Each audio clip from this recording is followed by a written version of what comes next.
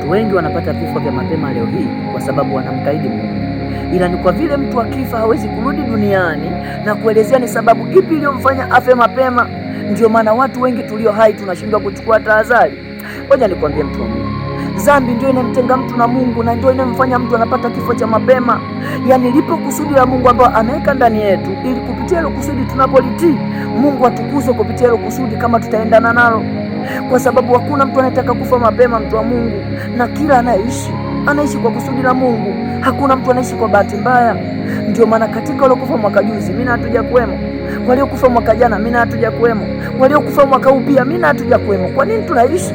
Tunaishi ili tulitimize kusudi la Mungu hapa duniani, ili hata siku tunayoondoka tuwe cha kumjibu Mungu kwa maisha tuliyoishi hapa duniani.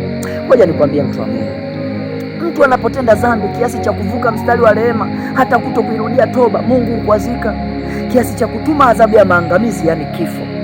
Yani Mungu anapokuwa mbinguni huitisha kikao shetani, pepo na malaika ili kumjadili mtu wake aliyoko duniani anayetenda dhambi kiasi cha kuvuka mstari wa rehema wa Mungu hata kutokurudi kwenye toba, ni namna gani ya kumuondoa duniani.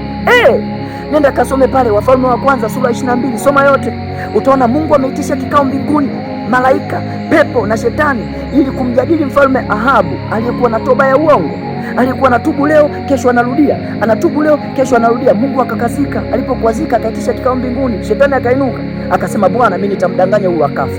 Mungu akamuuliza Shetani, utamdanganya kwa njia ipi? Akasema, Bwana, nitaingia kwenye vinywa vya manabii wake wamtabirie uongo ya kwamba aende vitani atashinda, lakini akifika vitani anakufa.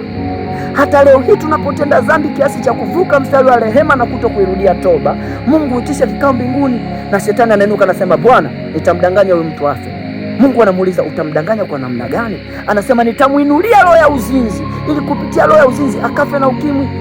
Anasema, nitamuinulia roho ya magonjwa ili kupitia magonjwa afe mapema, VVU afe mapema, kansa, vidonda vya tumbo ili kupitia kisukari akafe mapema. Ili kumbe, kwa sababu tumemkosea Mungu, hatutaki kwenda kwenye lile kusudi aliloliweka Mungu ndani yetu, ili Mungu atukuzwe kupitia hilo kusudi. Naongea na mtu hapa. Wacha nikwambie, usiwe wewe, kwa jina la Yesu.